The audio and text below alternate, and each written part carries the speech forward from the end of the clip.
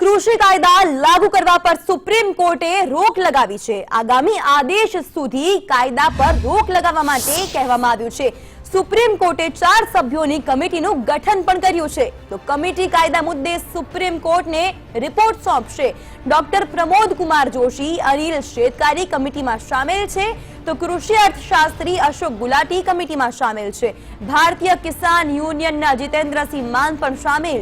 સંયુક્ત કિસાન મોરચાની આવતીકાલે બેઠક મળશે, જેમાં સુપ્રીમ કોર્ટના આદેશ મુદ્દે સમીક્ષા કરાશે અને રણનીતિ પર ચર્ચા થશે। તો પ્રતિબંધિત સંગઠનો મુદ્દે સુપ્રીમ કોર્ટ સોગંદનામું માંગ્યું છે। આંદોલનમાં એક પ્રતિબંધિત સંગઠન પણ સામેલ હતું તેવું કહેવામાં આવ્યું છે। પ્રસ્તાવિત ટ્રેક્ટર રેલી મુદ્દે સુપ્રીમ કોર્ટની ખેડૂતોને નોટિસ પણ મળી છે।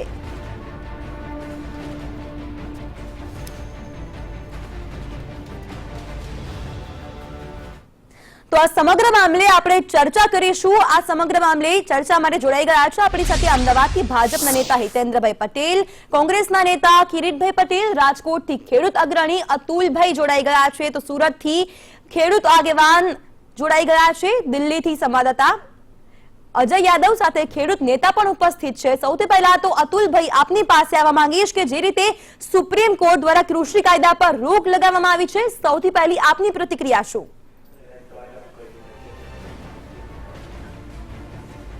સૌપ્રથમ તો સુપ્રીમ કોર્ટ દ્વારા જ્યારે સ્ટે લગાડવામાં આવ્યો છે કૃષિ કાયદા ઉપર, તો સુપ્રીમ કોર્ટનો અમે આભાર વ્યક્ત કરીએ છીએ। કારણ કે 50 દિવસથી જે આંદોલન ચાલી રહ્યું હતું એ આંદોલનમાં સુપ્રીમ કોર્ટે ધ્યાન આપી અને મધ્યસ્થી થઈ અને આજે જે રોક લગાવવામાં આવી છે એટલે અમે આવકારીએ છીએ। 50 દિવસથી જે ખેડૂતો પોતાનું ઘર છોડી, ખેતીકામ છોડી અને રોડ ઉપર રાતવાસો કરી આવડી મોટી ઠંડીમાં આંદોલન સરકાર સામે કરી રહ્યા હોય અને સરકારના પેટમાં જો પાણી ન હલતું હોય અને સુપ્રીમ કોર્ટને મધ્યસ્થી થવું પડે અને અત્યારે જે સુપ્રીમ કોર્ટે રોક લગાવી એની ઉપરથી એ પણ સાબિત થાય છે કે સરકારની ક્યાંક ને ક્યાંક ભૂલ થઈ છે। એટલે આ ભૂલ સ્વીકારવા માટે સરકારે રાજી રહેવું જોઈએ। જ્યાં સુધી આ કાયદા પાછા ખેંચવામાં ન આવે ત્યાં સુધી આંદોલન 100% ચાલુ રાખવું જોઈએ। કારણ કે સુપ્રીમ કોર્ટ અત્યારે મધ્યસ્થી થઈ છે, માત્ર ને માત્ર આની ઉપર સ્ટે લગાડવામાં આવ્યો છે। આ એક આવનારા દિવસોમાં ચિગમ કે લોલીપોપ બની ન રહે એટલા માટે થઈ અને સરકારે પોતાની વાત વિચારવી જોઈએ। બીજી એક વાત કહીએ તો આજની તારીખમાં રાજકોટ માર્કેટિંગ યાર્ડ તેમજ સૌરાષ્ટ્રના મોટા માર્કેટિંગ યાર્ડના ચેરમેનો એમ કહેતા હોય કે કૃષિ બિલથી માર્કેટિંગ યાર્ડને મોટું નુકસાન જશે। આજના એક ન્યૂઝપેપરના અહેવાલમાં રાજકોટ માર્કેટિંગ યાર્ડના ચેરમેન એમ કહેતા હોય કે વાર્ષિક 2 કરોડ રૂપિયાનું કૃષિ બિલથી એપીએમસીને નુકસાન જશે। તો સત્તા પક્ષના ચેરમેન કહેતા હોય તો સત્તા ઉપર બેઠેલા જે કૃષિ કાયદા લગાવ્યા છે એને એક વખત વિચાર જરૂર કરવો જોઈએ। બિલકુલ। સુરતથી ખેડૂત આગેવાન જયેશભાઈ પટેલ પણ જોડાઈ ગયા છે। જયેશભાઈ, શું કહેવું છે આપનું? હવે આને લઈને આગળની રણનીતિ શું હશે? શું ચર્ચાઓ કરાશે હવે બેઠકમાં?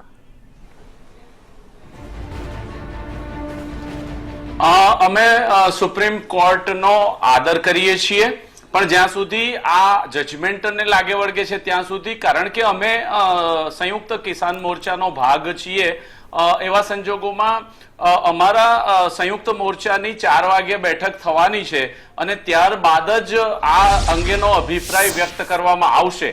જ્યાં સુધી પણ આ 3 કૃષિ કાયદાઓને લાગે વળગે છે ત્યાં સુધી આ ખેડૂત વિરોધી કાયદાઓ હતા અને નામદાર સુપ્રીમ કોર્ટ દ્વારા જે રોક લગાવવામાં આવી છે એથી પ્રતિપાદિત થાય છે કે આ કાયદાઓ ખેડૂત વિરોધી હતા, તો જ નામદાર સુપ્રીમ કોર્ટે એમાં ઇન્ટરફિયર કરીને, ઇન્ટરવીન કરીને આ કાયદા ઉપર રોક લગાવવામાં આવી।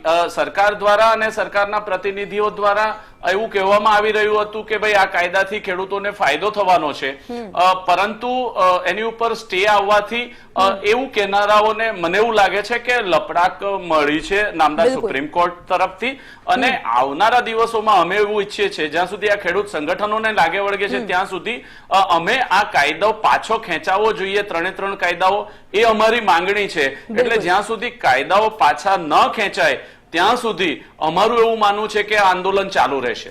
बिल्कुल अजय, सुप्रीम कोर्ट ने कृषि कायदे पर रोक तो लगा दी गई है, लेकिन खेडूतों का कहना है, किसानों का कहना है कि अभी भी ये बिल को वापस लेंगे तभी उनका आंदोलन खत्म होगा। वहां पर मौजूद आपके साथ किसानों का क्या कहना है?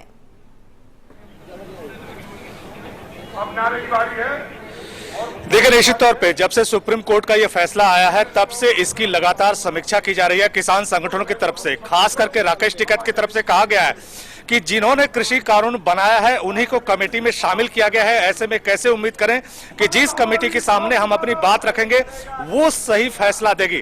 तो अभी से ही टिप्पणियां शुरू हो गई हैं। हालांकि किसान जो संयुक्त मोर्चा के जो किसान हैं उनकी कल बैठक होगी और कल की बैठक के बाद ही यह फैसला लिया जाएगा कि सुप्रीम कोर्ट ने जो आदेश दिया है कि अब कमेटी के सामने ही किसानों को अपनी बात रखनी पड़ेगी, तो उस पे किसानों की क्या राय है और साथ ही साथ आंदोलन पे आगे की क्या रणनीति है, इस पे भी विचार विमर्श किया जाएगा। लेकिन गाजीपुर बॉर्डर पे मेरे साथ काफी संख्या में किसान हैं, उनसे पहले बातचीत करने की कोशिश करते हैं। ये बताएं कि सुप्रीम कोर्ट ने कहा है कि सबसे पहले तो कृषि कानून को होल्ड कर दिया है, 4 सदस्यों की कमेटी बनाई है, अब कमेटी में ही जाकर के आप लोगों को बातचीत रखनी पड़ेगी। इसके लिए आप लोग तैयार हैं? सुप्रीम कोर्ट ने जो कमेटी बनाई है ये तो वही बात हुई कि चोरों के हाथों मोर मर गया। मतलब जिन लोगों ने ये कानून बनाया था वही लोग इस कमेटी में रख लिए गए हैं। किसान जो आंदोलन कर रहा था उसके जो लीडर थे, जो जत्थेदार थे, वो एक भी व्यक्ति इस कमेटी में नहीं रखा गया है। इससे लगता है कि सरकार अब सुप्रीम कोर्ट के तीर से किसानों को मारना चाहती है, जबकि किसान जानती है सरकार कि ये जो कानून उसने बनाए हैं ये किसानों के हित में नहीं है, वो जानती है। लेकिन सुप्रीम कोर्ट ने यह तय कर दिया गया है कि आपकी चाहे जो भी आपत्तियां हैं उस सारी बातों को आपको कमेटी के सामने ही रखना पड़ेगा। तो इसके लिए आप लोग तैयार हैं या नहीं तैयार हैं? उस कमेटी के सामने, जो कमेटी पहले कानून बनाने में थी, उस कमेटी के सामने रखना पड़ेगा। बिल्कुल, हम इस कमेटी के सामने, हालांकि जो निर्णय कल आएगा, मैं क्या कहूं उससे पहले, जो हमारे जत्थेदार जो हैं, जो हमारी कमेटी है, जो उसका निर्णय आएगा, हम सब किसान लोग उसी का अनुपालन करेंगे। और इस तरह से, जिस तरह से किसान को एक जाल में फंसाया जा रहा है, उसे जाल में फंसा कर उसे मारना चाहती है सरकार, उसे बेइज्जत करना चाहती है, ये हमें बर्दाश्त नहीं है। अच्छा, दूसरे और भी किसान हैं, उनसे जानने की कोशिश करते हैं। अच्छा, आपकी राय क्या है इस पे? देखिए, ऐसा है, मेरी राय तो ये है कि अगर सुप्रीम कोर्ट को फैसला करना था तो स्पष्ट क्यों नहीं किया, क्यों कमेटी का नाम लेने?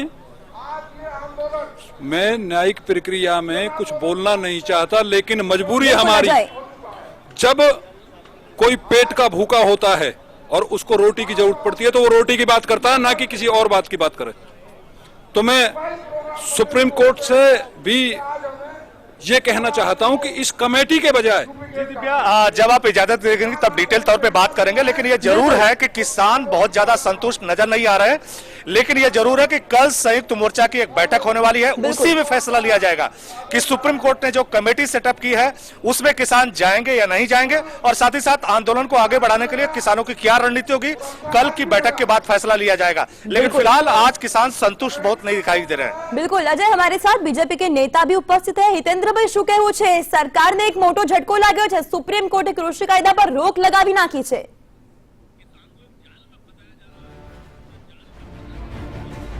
नहीं, सरकार ने झटको ना झटको, कृषि कायदानो अमल के रद, आ बधी बाबतो झील भारतीय जनता पार्टी माटे खेडूतो अमारा माथानो मुगट छे अने खेडूतो माटे, खेती माटे भारतीय जनता पार्टी ની સરકારે 6 વર્ષમાં જે કામો કર્યા છે એ ભવિષ્યમાં 60 વર્ષમાં ક્યારે પણ નથી થયા। અને એટલે અહીંયા કામ કરતી સરકાર માટે, ગામડાની સરકાર માટે ક્યારે એવો વિષય હોઈ ના શકે। નામદાર સુપ્રીમ કોર્ટે આજે જે આંતરિક ચુકાદો આપ્યો છે એનું અમે સન્માન કરીએ છીએ અને આવનારા દિવસોમાં જે પ્રમાણે પ્રોસિડિંગ થશે અને જે નિર્ણય આપશે એને ભારતીય જનતા પાર્ટી માન્ય રાખશે। हितेन्द्रભાઈ, આજે જે પણ ચુકાદો આવશે તેને સ્વીકારવા સિવાય કોઈ છૂટકો જ નથી, પણ આટલા બધા દિવસ કેમ લાગી ગયા? શા માટે હજુ પણ આંદોલન યથાવત રહ્યું છે? શા માટે આ આંદોલનની આગ ઠારી નથી શકાતી? नहीं, જ્યારે હવે આખો એ મામલો ન્યાયાધીન છે, નામદાર સુપ્રીમ કોર્ટે જે પ્રમાણેની માર્ગદર્શિકા જાહેર કરીને આ ઇન્ટરીમ ઓર્ડર કર્યો છે કે આ માટે એના અમલીકરણમાં રોક કરવામાં આવે છે, એ કાનૂન રદ કરવામાં નથી આવતા। અને સાથે સાથે 4 કૃષિ નિષ્ણાતોની એક સમિતિ બનાવી છે જે પણ દેશના, સમગ્ર દેશના ખેડૂતોને આ કૃષિ કાયદાના લાભાલાભ વિશે પોતાના મંતવ્યો, પોતાની માંગણી રજૂ કરવી છે એ કમિટી પાસે જશે અને કમિટી એ સુપ્રીમ કોર્ટે બનાવી છે, એનું ચયન સુપ્રીમ કોર્ટે કર્યું છે. ખૂબ નિષ્ણાતો આ વિષયના ખૂબ નિષ્ણાતો છે, 2 કૃષિ સંગઠનોના પ્રતિનિધિ પણ છે અને એ જે નિર્ણય કરશે એમાં સાથે મળીને આપણે આગળ વધશું. અગાઉ પણ ભારતીય જનતા પાર્ટીનો મત ચર્ચા કરીને આગળ વધવાનો હતો. જે બિંદુ પર આપત્તિ છે એમાં સંશોધન કરવાનો, સમાધાન કરવાનો ભારતીય જનતા પાર્ટીના કૃષિ મંત્રીશ્રીએ લેખિતમાં પણ આંદોલનકારીઓને આપણે આવેદનપત્ર આપેલું હતું અને આજે પણ ભારતીય જનતા પાર્ટી ખેડૂતો માટે જે પણ સંશોધન કરવા પડે, જે સુધારા કરવા પડે, કુલ મળીને દેશના 14.5 કરોડ ખેડૂતોના હિતમાં જે કરવું પડે એના માટે ભારતીય જનતા પાર્ટી તૈયાર છે, હંમેશા તૈયાર રહેશે. સાથે કોંગ્રેસના કિરીટભાઈ પણ જોડાયેલા છે. કિરીટભાઈ, શું કહેવું છે? ભારતીય જનતા પાર્ટી ચર્ચા માટે હંમેશા તૈયાર છે તેવું હિતેન્દ્રભાઈએ કીધું છે.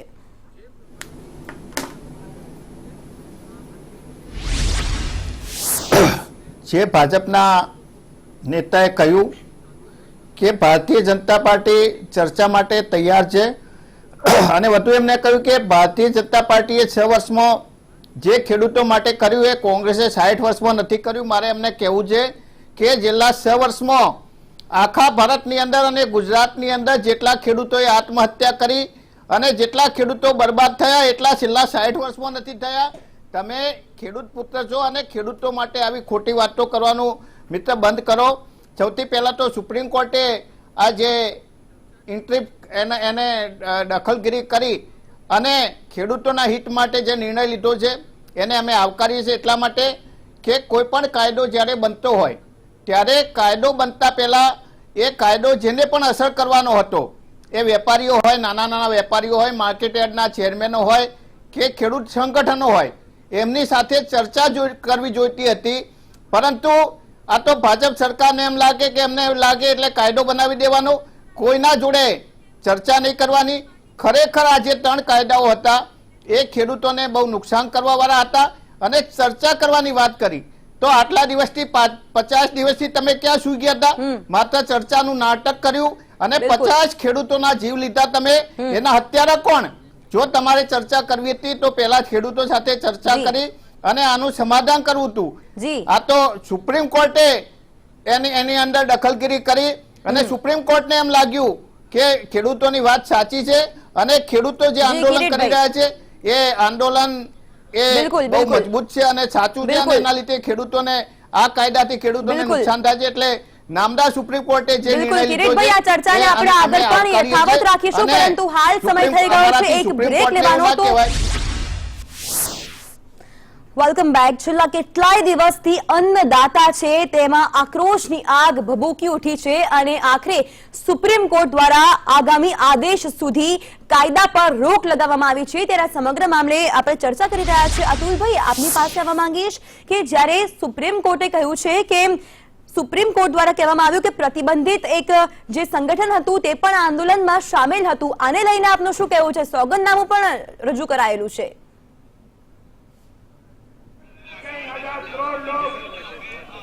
100% આખા દેશનું આંદોલન ચાલી રહ્યું હોય ત્યારે ઘણા એવા તત્વો પણ આવી જતા હોય છે, પરંતુ આ આંદોલન વિશ્વ સ્તરનું આંદોલન છે, મોટું આંદોલન ચાલી રહ્યું છે એટલે ઘણા માણસો આમાં આ રીતના કામ કરતા હોય છે. એ તરફ આપણે ન જઈએ. હમણાં ભાઈ શ્રી સત્તા પક્ષના પ્રવક્તા હિતેન્દ્રભાઈ એમ કહેતા હોય કે ખેડૂતોને માથાનો મુગટ અમે ગણીએ છીએ.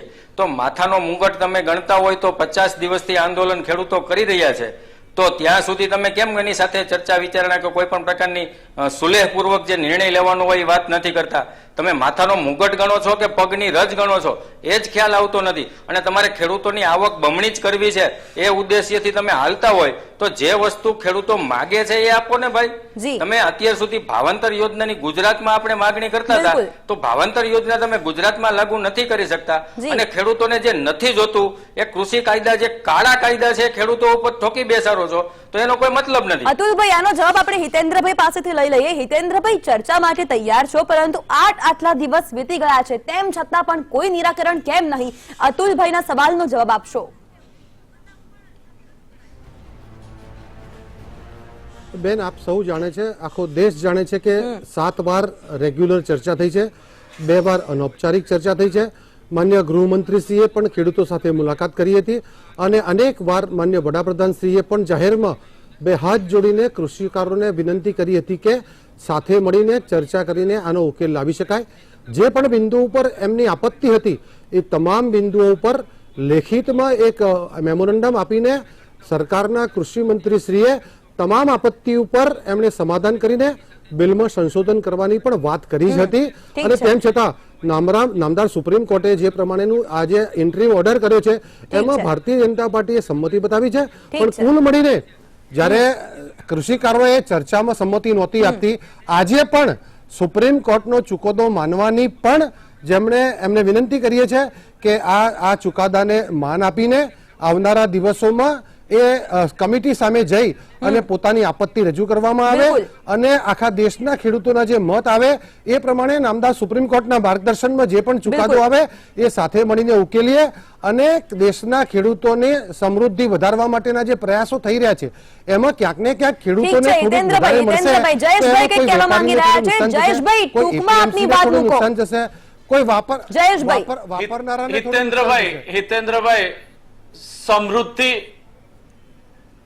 હિતેન્દ્રભાઈ સમૃદ્ધિ વધારવાની વાત કરો છો તમે ખેડૂતોની, તો ગુજરાતની અંદર જે ખેડૂત આંદોલનની સાથે સંકળાયેલા સંગઠનો છે એમને સંમેલન કરવાની પરવાનગી આપની સરકાર દ્વારા મળતી નથી. તો હું આપના માધ્યમથી આપને વિનંતી કરું છું કે એટલીસ્ટ અમને આ લોકતાંત્રિક અધિકાર જે મળેલો છે અધિકાર હેઠળ અમને આ કાયદાનો વિરોધ કરવા માટેની પરવાનગી મળવી જોઈએ. અમારા સંગઠનો ઉપર બેન લગાવી દેવામાં આવે છે, અમારા કાર્યક્રમો નથી કરવા દેવામાં આવતા. હિતેન્દ્રભાઈ, જ્યારે આ કમિટીના મોટા ભાગના સભ્યો જ્યારે આ કાયદાની તરફેણ કરતા હોય તો એવી કમિટીઓ શું રિપોર્ટ કરશે એની ઉપર ખૂબ મોટો પ્રશ્ન છે. અને આપે જે વાત કરી કે ભાઈ ખેડૂતોની મુદ્દે અમે વાત કરીએ તો અમે પણ એ જ કહીએ છીએ કે ચાલો આવો આપણે 1-to-1 ડિબેટ કરીએ. તમે લોકોની વચ્ચે જઈને એમ કહો છો કે કાયદો સારો છે, અમે કહીએ છીએ કે કાયદો ખરાબ છે, કાયદાથી નુકસાન જવાનું છે. તો તમે જે રીતે કાયદાની ફાયદાઓ સમજાવો છો એ રીતે અમને કાયદાઓના નુકસાન સમજાવવા માટે શા માટે પરવાનગી નથી આપવામાં આવતી? જ્યાં સુધી અમારા ખેડૂત સંઘર્ષ સમિતિની લાગે વળગે છે ત્યાં સુધી અમારી 3જી તારીખની મીટિંગ રદ કરી દેવામાં આવી. અમારે હાઈકોર્ટની અંદર ફરિયાદ કરી છે, હાઈકોર્ટની પિટિશન અમારી ચાલે છે. અમારે પરવાનગી લેવા માટે હાઈકોર્ટ સુધી જવું પડે છે. તો લોકતાંત્રિક પ્રણાલીમાં શું અમારે વિરોધ પણ નહીં કરવાનો? હિતેન્દ્રભાઈ, બિલકુલ આ ચર્ચાને આપણે આગળ પણ યથાવત રાખી શકીએ છીએ, પરંતુ અત્યારે સમયનો અભાવ છે એટલે આ ચર્ચાને આપણે અહીંયા જ ટૂંકાવી દેવી પડશે. આપ તમામ લોકો અમારી સાથે જોડાયા તે બદલ આપનો ખૂબ ખૂબ આભાર. આ આગ વધુ ને વધુ ઉગ્ર બનતી જઈ રહી છે. સુપ્રીમ કોર્ટે જ્યારે આગામી આદેશ સુધી કૃષિ કાયદા પર રોક લગાવી છે ત્યારે સવાલ એ થઈ રહ્યો છે કે અન્નદાતાની આંતરડીઓ છે તે કકડી રહી છે અને હવે બસ તેઓ કહી રહ્યા છે કે બસ કરો સરકાર અને હવે કૃષિ કાયદાઓ રદ કરો.